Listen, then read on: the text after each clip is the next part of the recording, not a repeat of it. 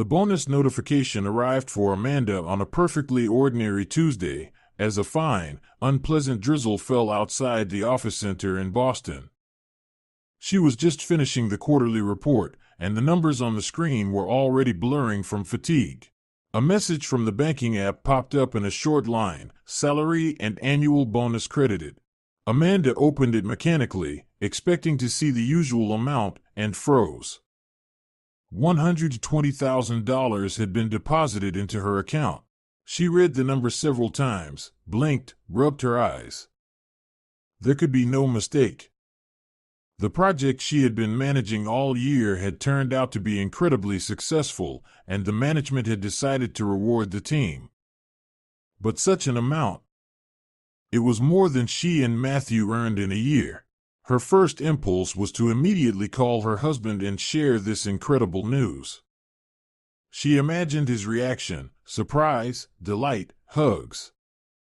They could finally pay off the consumer loan they had taken for renovations, go on a proper vacation instead of visiting his mother's summer house, maybe even start saving for a car.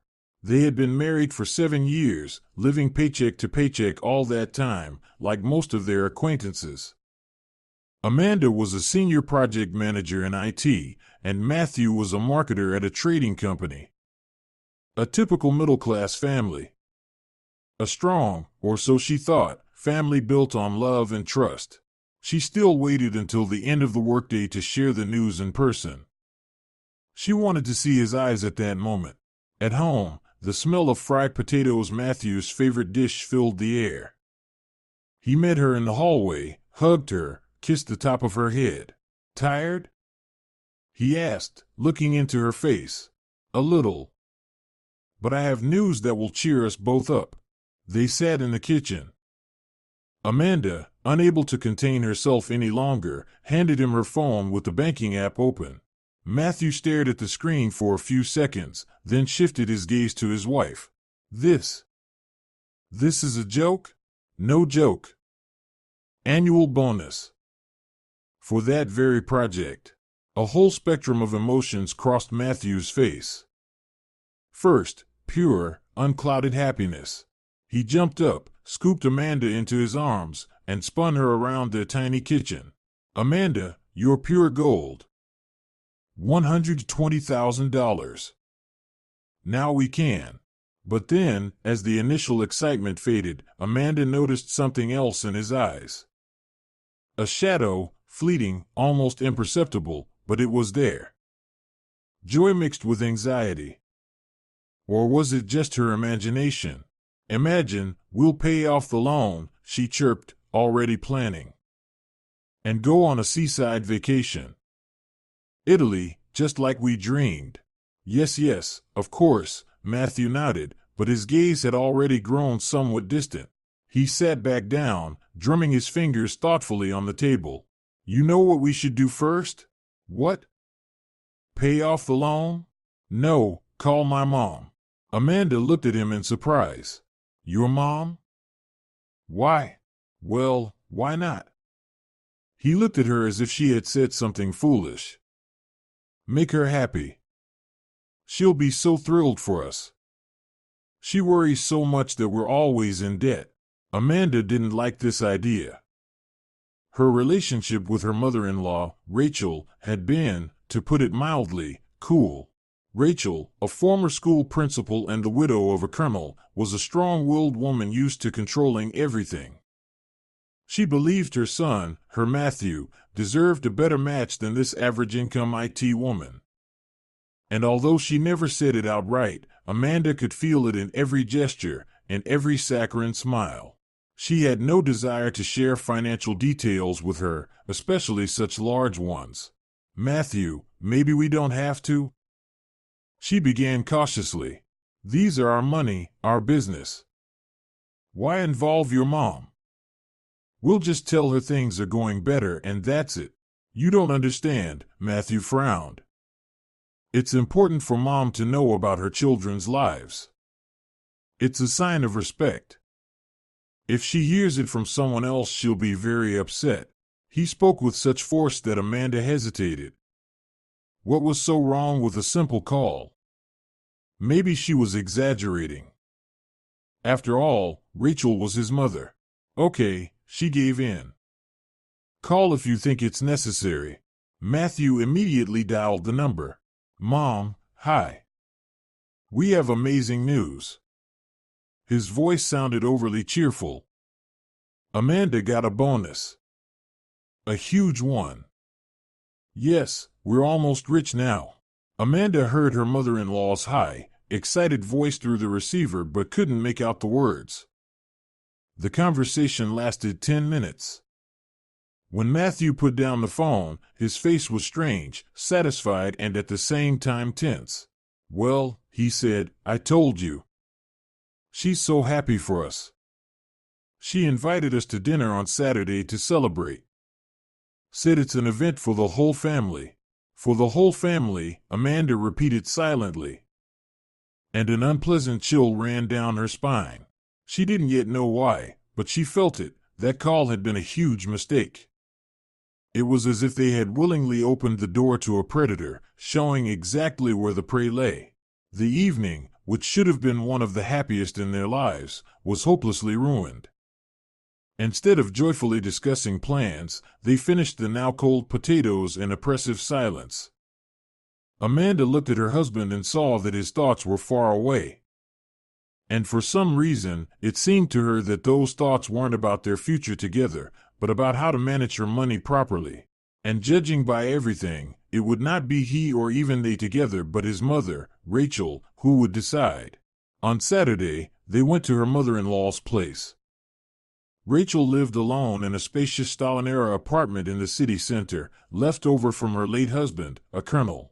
The apartment was furnished with an air of aristocracy, heavy oak furniture, a crystal chandelier, walls covered with photographs in massive frames. From every photo, the stern Colonel Brown gazed at visitors, and next to him, a young, radiant Rachel. She met them at the door, glowing in a silk house dress. Amanda, Matthew, come in, my dears, she cooed, kissing her son and barely brushing her cheek against her daughter-in-law's. I am so happy for you. Finally, my boy will live properly. That phrase cut sharply. My boy, as if Amanda were merely an annoying attachment to him. They moved into the living room, where the table was already set. Everything was as always, family china, silverware, a perfectly ironed tablecloth. Rachel knew how to impress. I baked my signature Napoleon, she announced, placing a huge cake on the table. In honor of such an occasion. Amanda, you are not on a diet, are you? You need to eat well to have the strength to work and earn for the family. Another jab. Amanda smiled politely. Thank you, Rachel. It looks amazing. During dinner, her mother-in-law was all charm. She asked Amanda about work, the project, admired her intelligence and determination.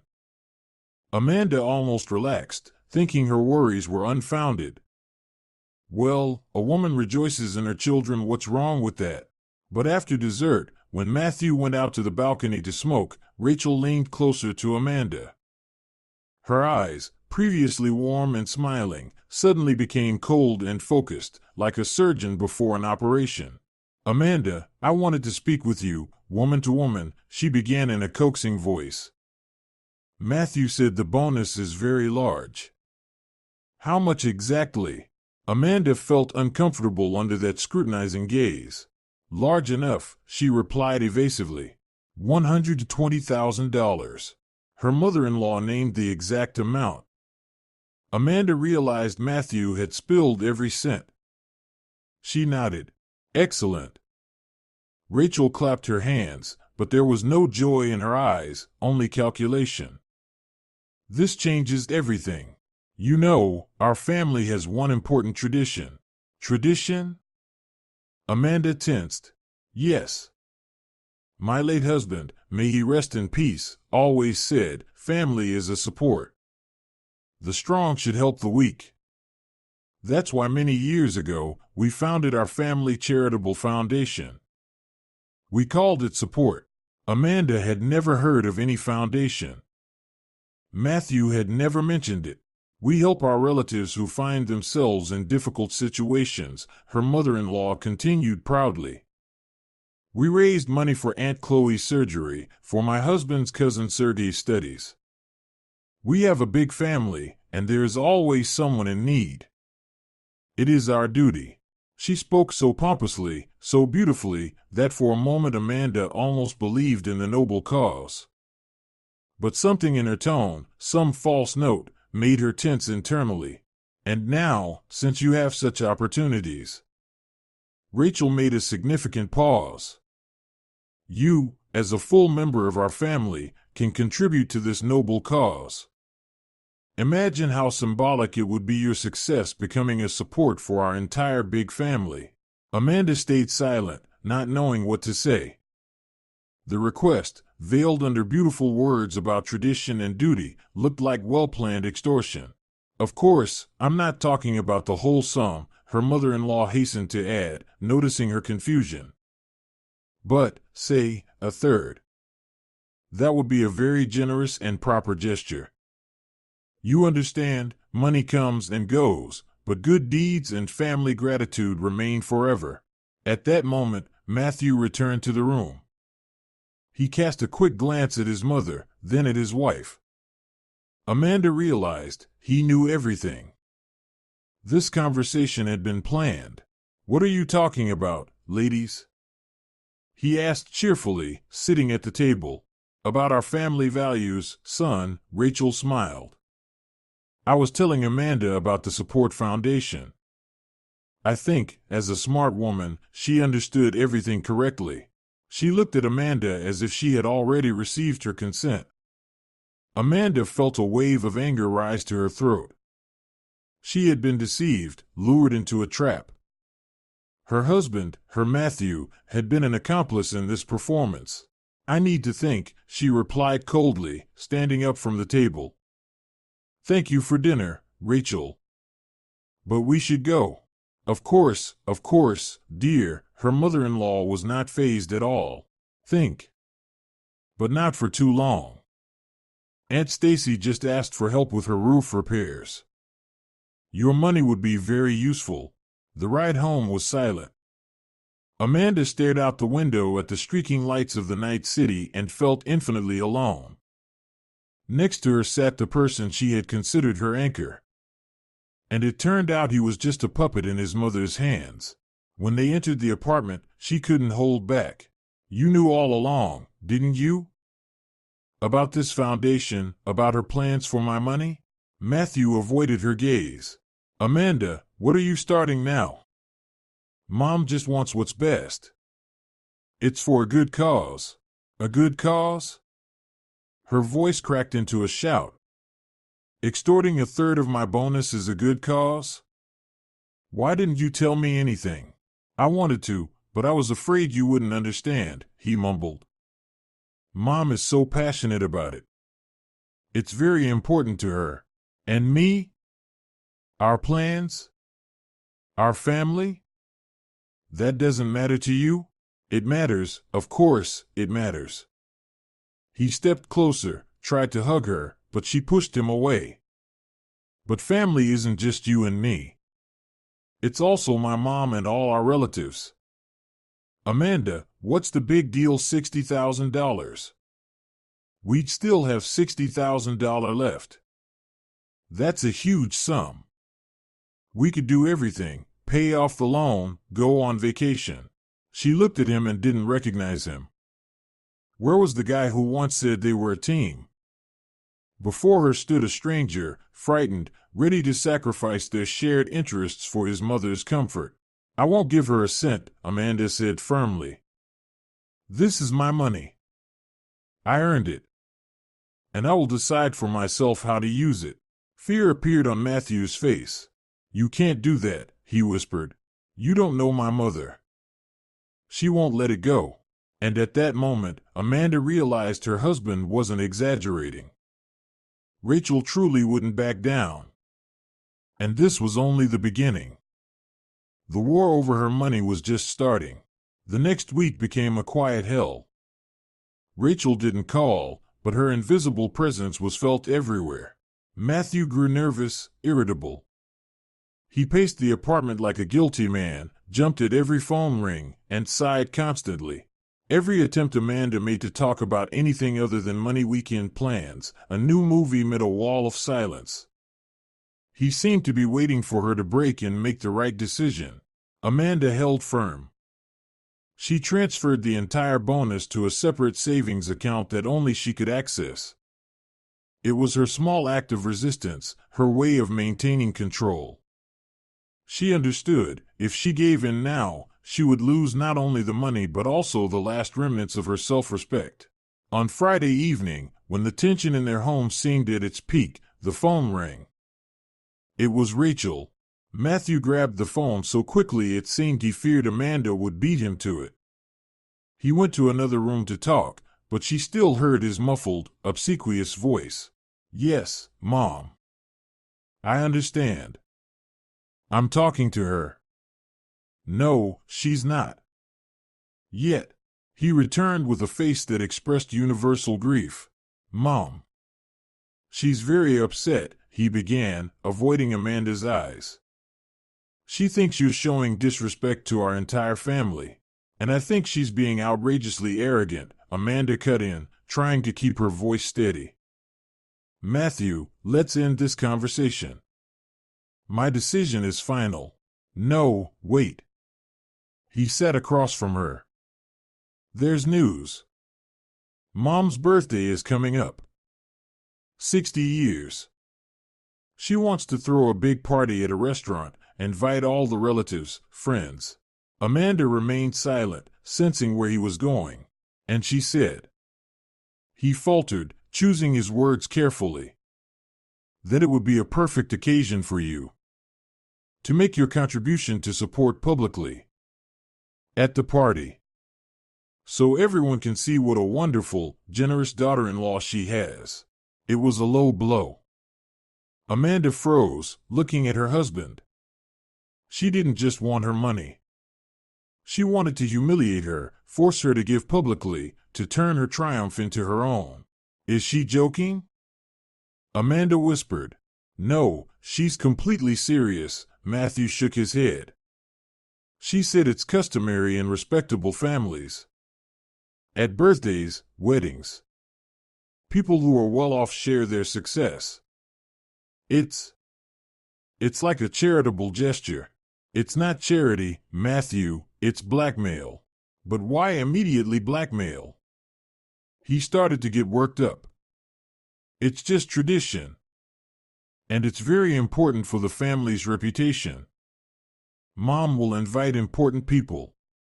What will they think if the wife of her only son refuses to support a family cause?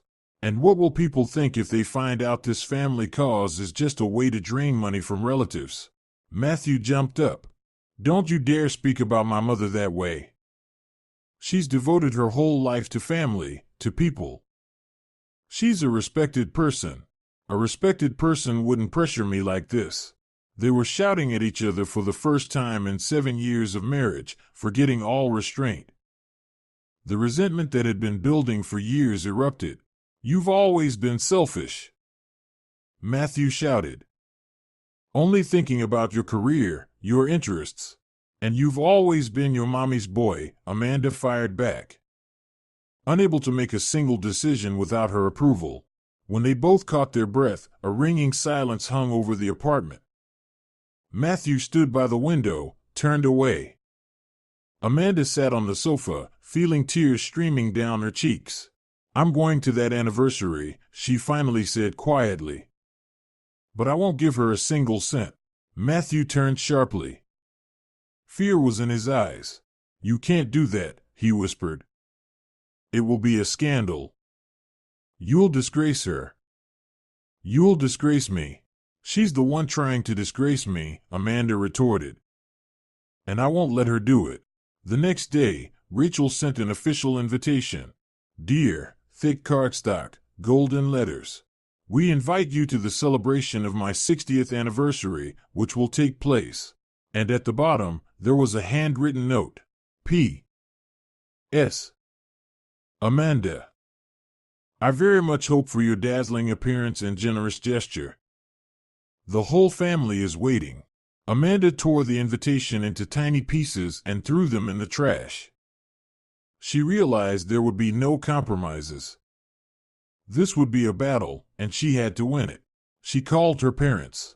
Mom, Dad, here's the thing. She told them everything, holding nothing back, about the award, the foundation, the anniversary, the pressure. That's a snake. Her mother exclaimed into the phone when Amanda finished. What are you going to do, darling? I'll go, and I won't back down. I need your support. We'll be by your side, her father said firmly. Whatever happens, we're on your side. After hanging up, Amanda felt a little more confident. She wasn't alone. But deep down, she knew that at the actual celebration, she would have to fight alone. Matthew had already made his choice, and that choice was not in her favor. 2 weeks before the anniversary, Amanda began preparing.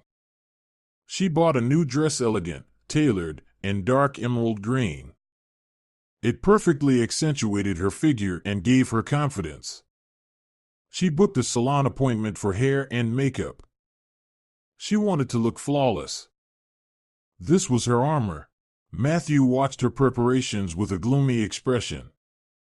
He tried several times to start a conversation about the donation, but Amanda cut off every attempt. We'll discuss everything at the anniversary, she replied coldly. The last days before the celebration were the hardest. Matthew barely spoke to her and slept on the living room sofa. Amanda felt their marriage cracking at the seams, but it was too late to retreat.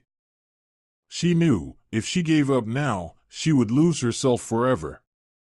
She would become a compliant cash cow for the Brown family, and her own life, her dreams, her money would never belong to her again. And she wasn't ready for that. The day of the anniversary began with oppressive silence. Matthew left home early in the morning, citing urgent work matters, though it was Saturday. Amanda knew he was simply avoiding her. He didn't want to witness her battle preparations, didn't want to participate in this. He would simply show up at the restaurant by the start, as if nothing had happened, and pretend to be the hospitable son of the celebrant, not a husband who had betrayed his wife. Amanda spent the morning trying to distract herself. She did a thorough cleaning, sorted through her wardrobe, even baked an apple pie, whose aroma filled the apartment. But the anxiety wouldn't leave her. At 3 p.m, she went to the beauty salon. The stylist worked magic on her hair, styling it into an elegant updo. The makeup artist accentuated her brown eyes. Amanda looked at her reflection in the mirror and saw a stranger determined, resolute. There was steel in her gaze. When she returned home to change, there were several missed calls from Matthew on her phone. She didn't call back.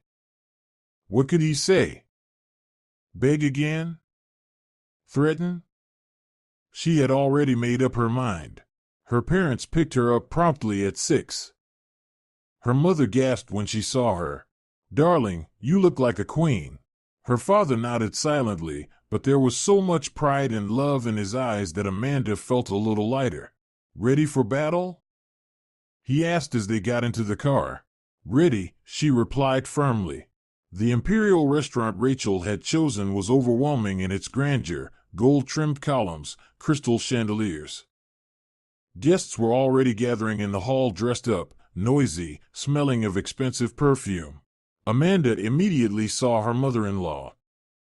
She was standing in the center of the room in a long burgundy dress, receiving congratulations. She looked triumphant. Seeing Amanda with her parents, she forced a cordial smile and walked toward them. Amanda, dear, I'm so glad to see you. And you, Viktor Petrovich, Olga Semyonovna.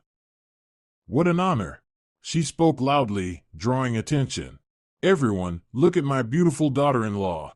She hugged Amanda, but the embrace was cold as ice. Do you remember our agreement? She whispered in Amanda's ear, while no one was listening. I remember your demand, Amanda replied just as quietly. Rachel stepped back, and for a split second, a flash of rage crossed her eyes, but she immediately put back on the mask of a hospitable hostess. Matthew appeared beside her as if out of nowhere. He took Amanda by the elbow. "You look stunning," he said, but his fingers were gripping her hand too tightly. "Please, don't do anything foolish." "Don't worry," she replied.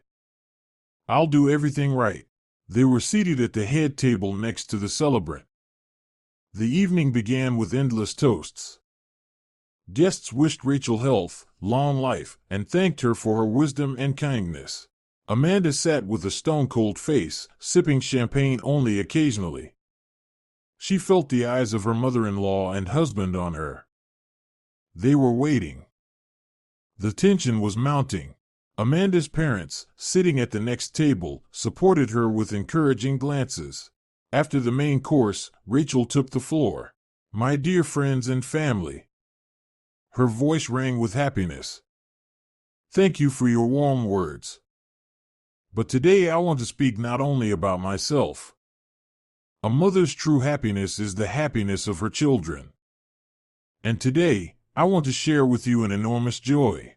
My son Matthew and his wonderful wife Amanda have achieved incredible success this year." She paused, sweeping the room with a triumphant gaze. "Amanda, thanks to her talent and diligence, has received a significant award. And I know that, as a true member of our family, she wants to share this joy with all of us. In our family, we have a tradition of supporting each other through our foundation, Support. And today, on my anniversary, Amanda will make her contribution to this noble cause." She handed Amanda the microphone. "Please, dear, say a few words." All eyes turned to her. A hush fell over the room. Amanda felt her heart pounding wildly. Matthew, sitting next to her, leaned in. "The full amount," he hissed so only she could hear. "Transfer it immediately, or I'll call your parents from here and tell them why their little girl was once taken to the police." Amanda looked at her husband. There was nothing in his eyes but fear and determination to carry out his threat. She looked at her mother-in-law, smiling at her with her most charming smile. She looked at her parents, who watched her with worry and hope. She slowly stood and took the microphone. Her hands were trembling. "Dear Rachel, dear guests," she began, her voice amplified by the speakers, filling the hall. She paused to gather her thoughts. At that moment, she realized there was no turning back. She would either break now and forever, or, "I truly want to make a donation," she continued. Relief appeared on her mother-in-law's face. "Success should benefit not only you but also others," Amanda said. Matthew loosened his grip on her elbow slightly. "I've thought a long time about how best to use this money." Amanda swept her gaze across the quieted hall. "Of course, I could have invested it in the family foundation." She paused again, savoring the moment. Rachel beamed. "But I decided to do otherwise." The smile on her mother-in-law's face froze. Matthew tensed again. "I believe charity should be transparent and targeted," Amanda said firmly. "Therefore, I—" At that moment, she saw something that made her change her plan on the fly. At the far end of the hall, near the staff table, Amanda noticed a young waitress discreetly wiping away tears. She had seen her earlier, when they had just arrived. The girl's face was exhausted and unhappy, and suddenly Amanda knew what she had to do. She decisively changed her prepared speech, aware that it would hit like a bombshell. Dozens of scenarios flashed through her mind. She could, as planned, announce the donation to the well-known charity, putting her mother-in-law in an awkward position. But the sight of the crying waitress changed everything. This wasn't just about money, it was about human dignity, about her own dignity, which was being trampled at that moment, and about the dignity of this young woman, who might be in a desperate situation. Amanda felt a sudden surge of resolve. She would no longer play by their rules. She would make her own. She took a deep breath, gripping the microphone tighter. "Therefore, I've decided that my donation should not be merely a symbolic gesture, but real help for someone who needs it right now." Her voice sounded firm and confident. She turned toward the crying girl. "Excuse me, could you come here for a moment?" A murmur of confusion ran through the hall. The waitress looked up in fear, her tear-streaked eyes widening in surprise. The hall administrator, sensing trouble, moved toward her, but Amanda stopped him with a gesture. "Please, don't be afraid. I just want to ask one question." The girl, trembling and wiping her tears, approached the head table. She was very young, about 20, wearing a uniform apron that was clearly too big for her. "What's your name?" Amanda asked gently. "Catherine," the girl whispered, not raising her eyes. "Catherine, I happened to see you crying. Is something wrong? If it's too personal, you don't have to answer." Rachel's face turned to stone.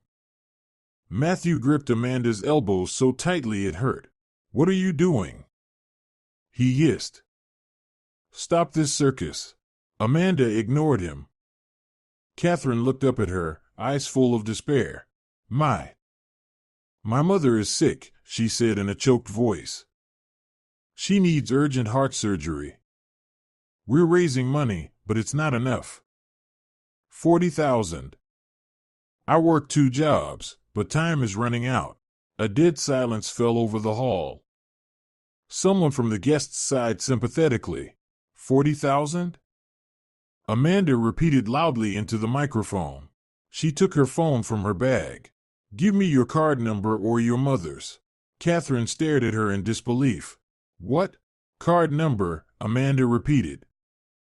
"I'll transfer the money right now." The girl froze, unable to speak. Then her shoulders shook, and she broke down in tears, not from grief this time, but from shock and relief. "No need." Rachel intervened, trying to save face. "Amanda, that's very noble, but we can't turn my anniversary into an act of real charity," Amanda interrupted, not taking her eyes off Catherine. "Why not? I think it's the best gift anyone can give to help a person in need." She turned to the guests. "Friends, sorry to interrupt the celebration, but I'm sure you'll understand. When you have the opportunity to change someone's life for the better, you must do it." Someone in the hall began clapping. At first hesitantly, then louder and louder. Amanda's parents looked at her with undeniable pride. Catherine, sobbing, finally dictated the number. Amanda, ignoring the burning stares of her husband and mother-in-law, quickly entered the digits into the app and pressed transfer. "Done," she said into the microphone. "Catherine, please check the money should have arrived." She knew this act was the point of no return. She hadn't justified her mother-in-law, she had publicly contrasted her fake, self-serving charity with her own sincere and effective one. She showed everyone the true value of their so-called family values. Matthew released her hand. His face was as pale as a sheet. You'll regret this," he hissed through clenched teeth. "I already do," Amanda replied quietly. "I regret 7 years spent on a person capable of blackmail and betrayal." She placed the microphone on the table, walked to the sobbing Catherine, and hugged her. "It's going to be okay. Your mother will get better." Then she turned to her parents. "Mom, Dad, let's go home. The party seems to be over." They stood up and, without looking at anyone, headed for the exit amid applause from half the hall and the dead silence of the other half. Passing by the table where Matthew and Rachel sat frozen, Amanda paused for a moment. "Oh, yes, Rachel," she said loudly enough for the neighboring tables to hear. "Regarding your support foundation, I think the tax authorities will be very interested. As someone who understands finance, I know that such family foundations often forget to pay taxes. All the best to you." It was the final shot. She saw her mother-in-law turn pale, her eyes reflecting genuine terror. Amanda turned and walked toward the exit, feeling the gazes of dozens of people on her back. She didn't know what tomorrow would bring. But she knew one thing: today she had reclaimed her dignity, and that was worth far more than 120,000. She walked without looking back and, for the first time in many years, felt truly free. When the restaurant doors closed behind them, cutting off the noise and the astonished whispers of the guests, Amanda took a deep breath of the frosty night air. Her legs felt like jelly, and her hands were still trembling from the tension she had endured. Her father silently draped his coat over her shoulders. "You did the right thing, daughter," he said quietly. "I'm proud of you," her mother added, squeezing her hand. Tears were in her eyes, but they were tears of pride. They stood by the entrance, waiting for the taxi her father had called. Amanda looked at the bright city lights as the events of the past hours whirled through her mind like a kaleidoscope, her mother-in-law's face twisted in anger, Matthew's scared and angry eyes, Catherine's tear-streaked but happy face. She had acted impulsively, altering her original plan, but not for a second did she regret it. It was the right thing. It was honest. Her phone vibrated in her purse. Matthew's name appeared on the screen. She ignored the call. He called again and again. "Maybe you should answer?" Her mother asked hesitantly. "What if he? What if?" Her father interrupted. "Changed his mind?" "Too late. Let him deal with his mommy now." Amanda agreed with him. She blocked Matthew's number. Then, after a moment's thought, she also blocked Rachel's number. She didn't want to hear any more of their excuses or threats. The restaurant door opened again, and Matthew ran out. He was without a coat, wearing only his blazer. "Amanda, wait!" he shouted. The taxi was pulling up to the curb. "Get in," her father commanded, opening the back door for them. Matthew ran to the car just as Amanda was getting in. "You can't just leave like this. We need to talk." "We have nothing to talk about, Matthew," she replied without looking at him. "You said everything in the hall, in your whisper. That was a mistake." I panicked. "Mom. Your mom is an adult and is responsible for her own actions. Just like you." Amanda looked him straight in the eyes. "You made your choice. You chose blackmail. But I love you," he exclaimed desperately. Amanda smiled bitterly. "No, Matthew. You don't know what love is. Love is trust and support, not threats and betrayal. Goodbye." Her father got into the front seat and gave the driver the address. The car pulled away, leaving Matthew standing alone in the cold. Amanda watched through the rear window as his figure grew smaller and smaller until it disappeared entirely into the city lights. She felt neither pity nor schadenfreude, only emptiness. It was as if a huge, important piece of her life had been ripped away, leaving a wound that would never heal. They drove home in silence. Arriving at her parents' house, Amanda went straight to her old room and curled up on the bed. She didn't cry. There were no tears. There was only a deafening sense of exhaustion. Her mother came in with a cup of hot milk with honey. "Drink this, sweetie, you need to calm down." Amanda obediently took a few sips. "What happens now?" she asked quietly. "Now you're going to live," her mother replied firmly, sitting on the edge of the bed and stroking her hair like she used to when Amanda was a child. "You'll start over from scratch, without them. And the apartment it's mortgaged. Everything is in both our names. Father will handle that," her mother said. "He's already called a lawyer he knows. Don't worry about anything. The most important thing is you." Amanda closed her eyes. She knew difficult times lay ahead: divorce, dividing property, explaining things to mutual friends. But she also knew she would never be the same again. The Amanda who had endured humiliation for years, who put others' interests above her own, died today in that pompous restaurant. And now, in the quiet of her childhood room, a new Amanda was being born, strong, independent, self-respecting. That night she had a strange dream. She was once again standing on the stage of that restaurant, but the hall was empty. Only in the far corner sat Catherine with her mother, healthy and smiling. They waved at her and said, "Thank you." Then the hall filled with light, and Amanda woke up. Her heart felt surprisingly light. She got up and went to the window. Dawn was breaking. The city still slept, covered by a thin layer of the first snow. Amanda opened the window and breathed in the fresh, clean air. Life went on, and her new life promised to be much better than the old one. She picked up her phone and typed a message she hadn't sent yesterday. It was addressed to Catherine. "Catherine, hello, this is Amanda. I sincerely hope your mother is doing well. If you need any further help, please don't hesitate to reach out. You have my number." She pressed send and smiled. She didn't know if Catherine would reply, but it didn't matter.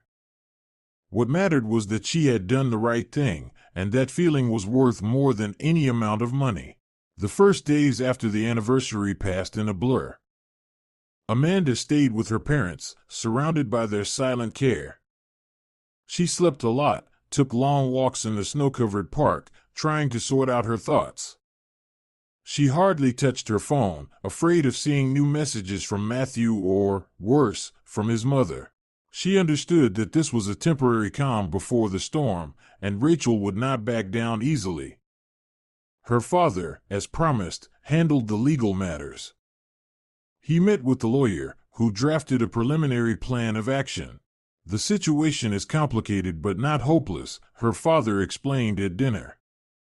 "The lawyer says proving the blackmail will be difficult, almost impossible. Only you heard Matthew's words. But the support foundation is a different story. What about it?" Amanda asked, picking at her salad without much interest. "It's likely not officially registered anywhere. It's just a family fund disguised as a charitable organization to look more important.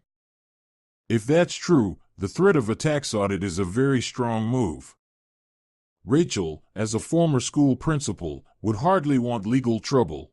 Amanda found little comfort in that. She didn't care what would happen to the fund or her mother-in-law. She only worried about one thing: how to live from now on. 7 years of marriage. A shared apartment, shared friends, shared habits. It all collapsed in one evening. Sometimes, alone, she would take out old photographs. Here they were on their first date, funny and in love.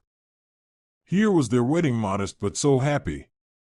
Here they were in their first rented apartment, pasting wallpaper and laughing, covered in glue. Where had it all gone?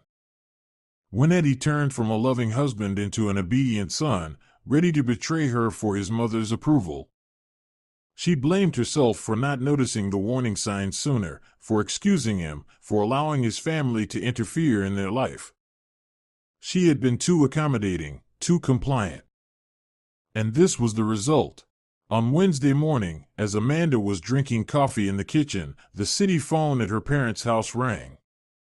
Her mother answered, and her face instantly changed. "Yes," she said dryly. "I'll give her the message." "Who was it?" Amanda asked, though she already guessed. "Matthew," her mother sighed. "He asked you to call him back. Said it was very important." Amanda shook her head. "I won't," she said. "Amanda, maybe you should?" Her mother began cautiously. "At least to arrange a civilized divorce." Amanda knew her mother was right. She couldn't hide forever. She took her phone, found Matthew's number in the blocked list, and pressed call. He answered immediately, as if he had been waiting. "Amanda, thank God you called." His voice sounded anxious. I need to talk to you." "Let's meet." "I don't want to meet you, Matthew." "Speak now." There was a pause on the other end of the line. "Okay," he finally said. "Mom. She's in the hospital." Amanda froze. What happened? After the anniversary, she had a hypertensive crisis. The doctors say it's stress-related. She's very upset about everything that happened. Matthew's voice carried notes of accusation. Amanda felt a wave of anger rising inside her again. "So it's my fault that your mother ended up in the hospital?" she asked coldly. "Not her, the one who staged that extortion spectacle. Not you, the one who threatened me with blackmail." "I didn't mean it like that," he hurriedly added. "She just wants to see you. She's asking you to come. She says she must apologize." Amanda couldn't believe her ears. "Rachel wants to apologize?" It sounded like some absurd prank. "I'm not coming," she replied firmly. "Tell your mother I wish her a speedy recovery, but I don't want to see her." "Amanda, please." Pleading notes crept into his voice. "It's very important to her and to me. Maybe we can still fix things." "Fix things," Amanda repeated in her mind. Does he really think that after everything that happened, a simple apology could make things go back to how they were? "No, Matthew," she said wearily. "Nothing can be fixed. Our marriage is over. I'm filing for divorce. The lawyer will contact you next week." She hung up without waiting for a response. Her hands were trembling. She knew this was another manipulation, her mother-in-law's illness, her supposed need to apologize. It was all part of a new plan, another attempt to regain control. And Matthew, as always, was the obedient tool in their hands. In the evening, when her father returned from work, Amanda told him about the call. "I thought so," he snorted. "They'll calm down. Rachel is an experienced player. She knows exactly which points to press. Guilt is her main trump card." "But I don't feel guilty," Amanda said quietly. "And rightly so," her father nodded. "You have to be strong for yourself." All night Amanda tossed and turned, unable to find peace. Despite her resolve, Matthew's words about his mother's illness affected her. What if Rachel really was seriously ill? What if it wasn't a manipulation? She imagined an elderly woman lying in a hospital bed, lonely and scared. The sense of compassion she had long suppressed began to surface. "No," she told herself. "Enough." She remembered her mother-in-law's cold, calculating eyes, her humiliating words. She remembered her husband's betrayal. Pity was what they expected from her. It was their way of drawing her back into the web, and she must not allow it. In the morning she woke with a clear head. She knew what she had to do. She had to go back to their apartment and collect her things.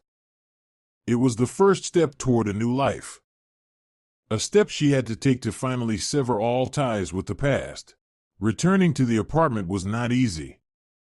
The place she once considered her home now felt like hostile territory. She asked her father to come with her. She was afraid to be alone with the memories, or perhaps with more than just them. Who knew, maybe Matthew would decide to stage another scene. They arrived in the daytime, when Matthew should have been at work.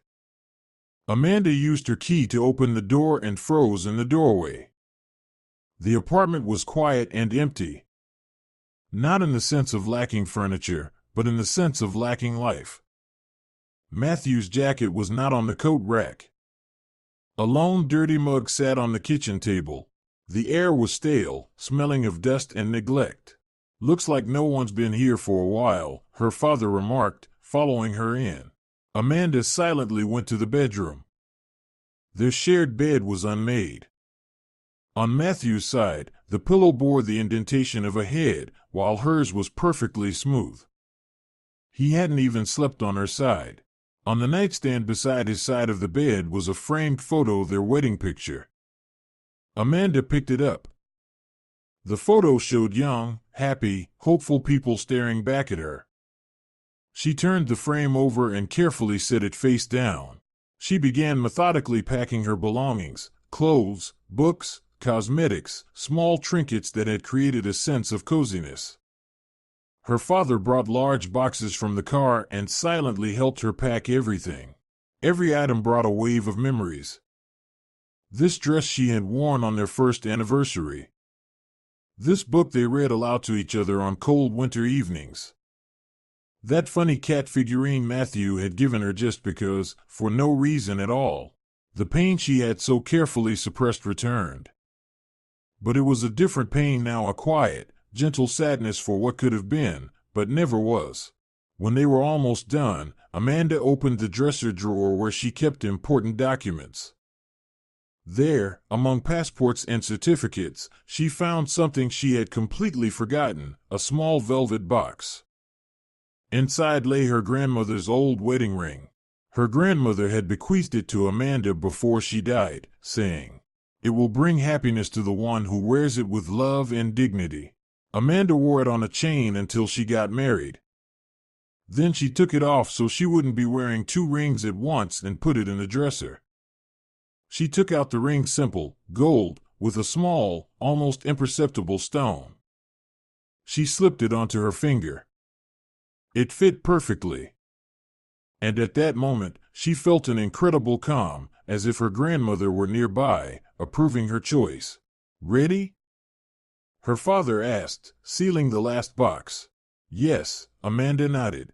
She took one last look around the room, removed her wedding ring, the one Matthew had given her, and placed it on his nightstand next to the upside-down photograph. It was her silent answer. It was over. As they were carrying the boxes into the hallway, the front door began to open. Amanda froze. Matthew was standing in the doorway. He looked terrible, pale, gaunt, with eyes red from sleeplessness. "Amanda," he said, looking at the boxes in surprise, then at her. "What are you doing here?" "I'm taking my things," she replied calmly. You're leaving?" "For good?" "Yes, Matthew. For good." He sank onto one of the boxes, covering his face with his hands. "I can't live without you," he whispered. "I've ruined everything." "I know. I'm an idiot." Amanda's father cleared his throat, letting them know he was there and listening. "What about your mother?" Amanda asked. "She's fine now." Matthew looked at her, and in his eyes was such torment that for a moment she felt pity for him.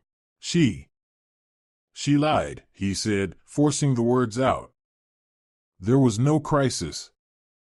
She just wanted you to come so you'd feel guilty. I only found out about it yesterday." "So?" Amanda asked. "You finally realized she's manipulating you?" "I realized it a long time ago," he said bitterly with a grim smile. "I was just afraid to admit it to myself. Afraid to go against her. She can be very convincing." "I know," Amanda nodded. They fell silent. "I left her," Matthew suddenly said. "Yesterday I moved out of her place. I told her I'm not living under her control anymore. It was unexpected." Amanda studied him carefully. He wasn't lying. In his eyes was the desperate determination of someone who had burned all the bridges behind him. "I want to make things right, Amanda," he said, standing up. "I know I don't deserve forgiveness, but I'm ready to do anything to earn it. I'll go to therapy.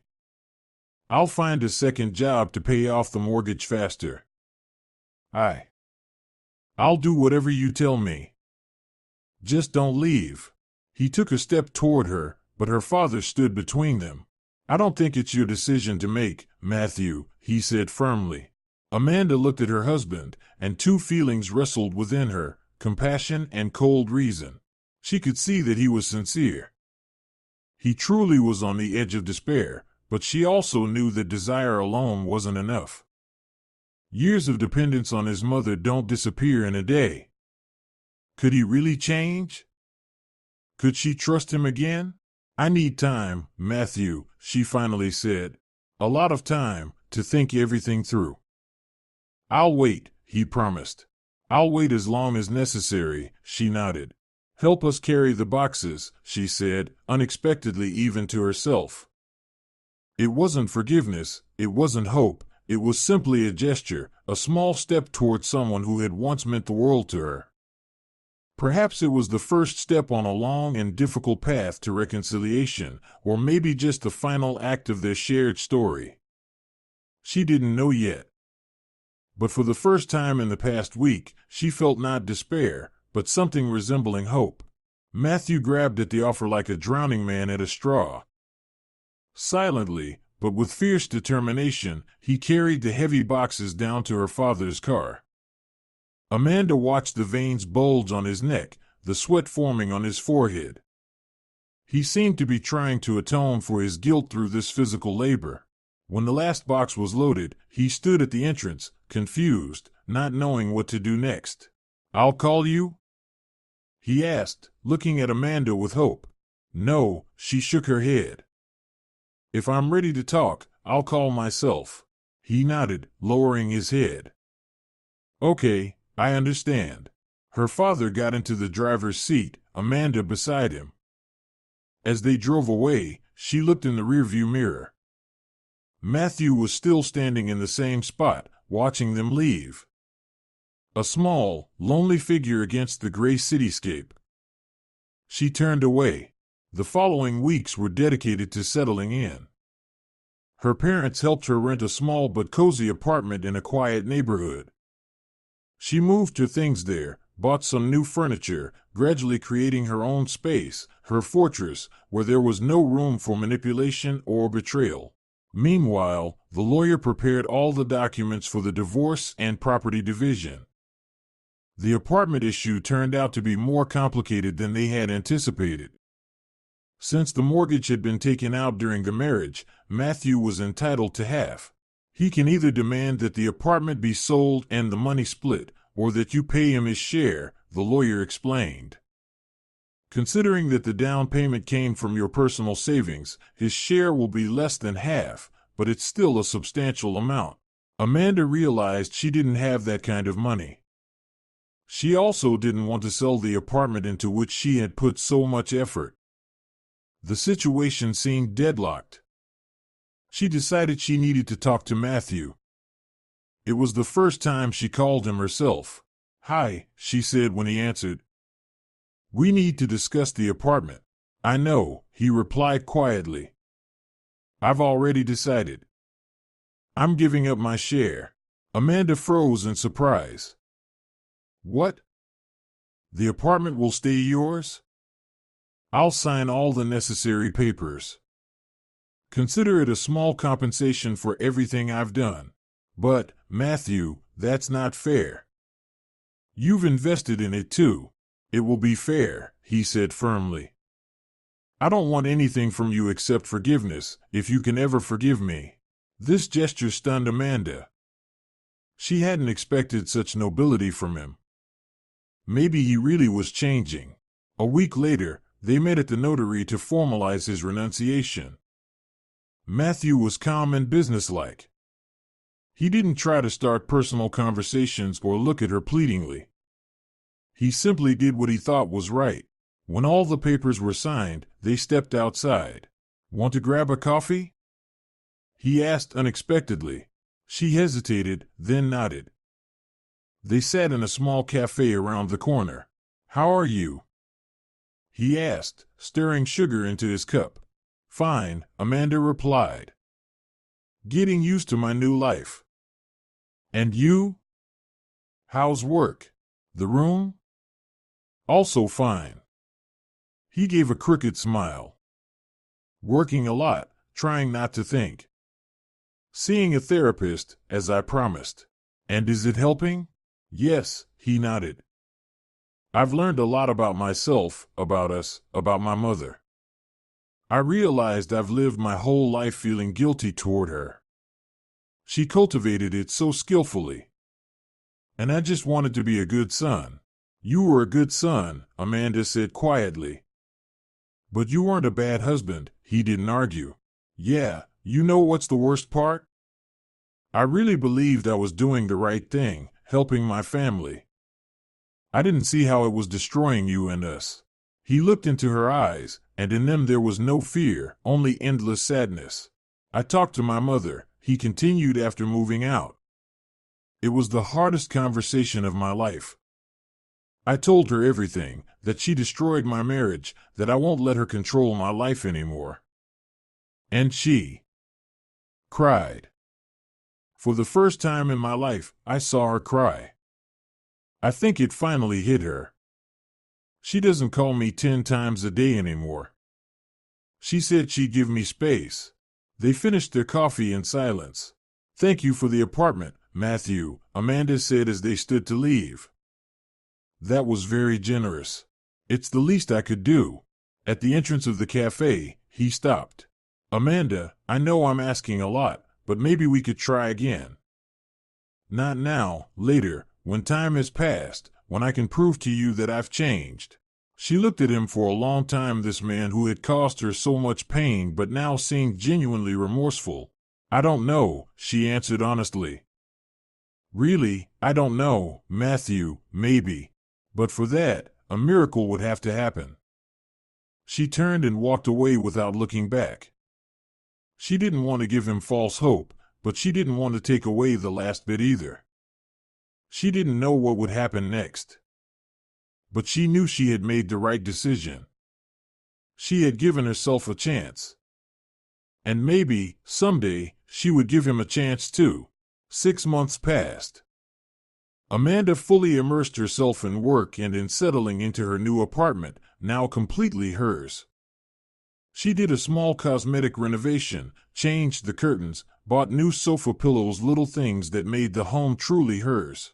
She spent a lot of time with friends, started attending yoga, and even enrolled in Spanish classes she had long dreamed of. Life was falling into place. She hadn't seen Matthew, but they occasionally exchanged messages. Short, neutral messages. How are you? How's the weather? He didn't pressure her or plead, he simply maintained a fragile connection. She knew he continued seeing a therapist and had found a new, better-paying job. They finalized the divorce quietly and peacefully, without scandals or mutual accusations. As promised, Rachel disappeared from their lives. Amanda heard from mutual acquaintances that she had changed significantly, quieter, spending more time at home, even taking up knitting. The whole issue with the opera fund and the tax office never amounted to anything. Amanda never followed through on her threat. It was enough that her mother-in-law left her alone. One day at the end of May, Amanda received a message. It was from Catherine, the waitress from the restaurant. Hello, Amanda. Sorry to bother you. I just wanted to thank you again. My mother had surgery, and she's recovering. All thanks to you. I will never forget it. If there's anything I can do for you, please let me know. Amanda smiled. The message was like a balm for her soul. She replied, Catherine, I'm very glad for you and your mother. I don't need anything. Just be happy. That evening, for the first time in a long while, she thought of Matthew without bitterness. She realized she had forgiven him, not in the sense of being willing to take him back, but in letting go of the resentment that had poisoned her life for so long. She dialed his number. Hi, she said when he answered. Do you want to meet? They met in the same park where they had walked on their first dates. He came with a bouquet of daisies, her favorite flowers. He had lost weight, matured. Confidence had appeared in his eyes. You look great, he said. You too, she smiled. They walked for a long time along the green paths, talking about everything and nothing, work, friends, new movies. This feels like an easy, relaxed conversation, as if those terrible months never happened. I've forgiven you, Matthew, she said as they sat on a bench by the pond. He froze, looking at her. Really? Yes. I realized that holding on to resentment only destroys me. I'm letting it go. Tears welled up in his eyes. Amanda, this means more to me than anything, but it doesn't mean we can be together, she added gently. We can't fix that. We've both changed. We're different people now. He nodded silently, understanding that she was right. I know, he said quietly. I just I will always love you. And I probably will too, she admitted. But sometimes love isn't enough. They sat side by side, watching the water, both understanding that this was their true farewell. A farewell without tears or blame. A farewell of two adults who had survived the pain and found the strength to move forward, each on their own path. As Amanda returned home, she felt an extraordinary lightness. She had drawn a final, irrevocable line. She was grateful to Matthew for the 7 years they had shared, for all the good moments. But now a new chapter was beginning, and she was ready to write it. The next day, she quit her job.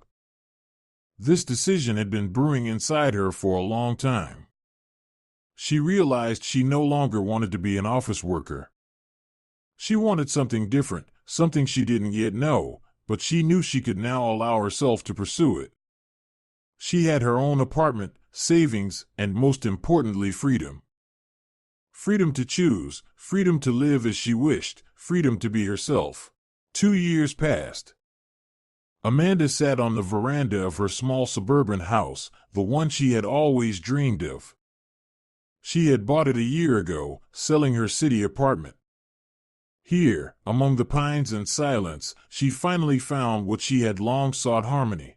After quitting her job, she spent time finding herself, traveling, reading, trying new hobbies. And one day, she realized she wanted to help people not with money, as she once had at the restaurant, but in a bigger way. She earned a second degree, becoming a counseling psychologist. Now she worked at a crisis center for women affected by domestic violence. She helped them find strength within themselves, regain self-respect, and start a new life just as she had once done. Her phone rang. The screen displayed Dad. "Hi, Dad. How are you?" "All good, daughter. Your mom and I are coming over. The barbecue is marinated, the vegetables are cut. We'll be there in an hour." "Can't wait." Amanda smiled. Her parents often visited her. They were happy to see how content and peaceful their daughter had become. They no longer thought about Matthew. He remained in the past, like an old, red book.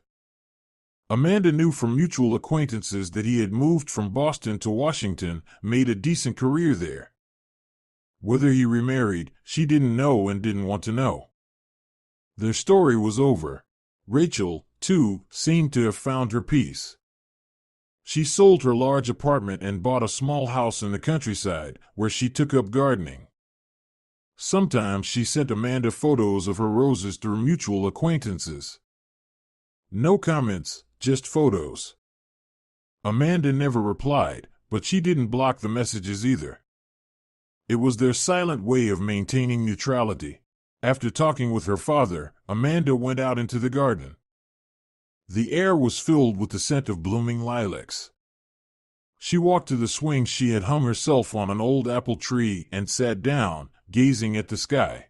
She often remembered that anniversary, that humiliating, dreadful evening that, strangely enough, had marked the beginning of her liberation. Sometimes, to find yourself, you have to lose everything you have. She knew that for certain. She was no saint. She hadn't forgotten the betrayal, but she had survived it and grown stronger. She had found her calling, her home, her harmony, and she was grateful to fate for this difficult but important lesson. Amanda turned around. Walking down the path toward the house was a tall, handsome man holding a bouquet of wildflowers. It was Marcus, the local veterinarian, whom she had met 6 months earlier when her cat ate something it shouldn't have. Their relationship had developed slowly, cautiously. Amanda no longer dove into love headfirst. She was learning to trust again. "Hi," she smiled. "And why are you here so early? I thought I'd surprise you." He handed her the flowers and helped with the barbecue. "So your parents don't arrive before the coals are ready." She took the flowers and inhaled their honeyed scent. "Thank you." He sat next to her on the swings. "What were you thinking about?" he asked, gently taking her hand. About how strangely life is arranged, she replied, looking into his warm, steady eyes, and how important it is to realize in time that your happiness is entirely in your own hands. He smiled and pulled her close for a kiss. Somewhere in the distance, birds sang, bees buzzed, and life felt simple, clear, and wonderfully beautiful. She was home, truly home.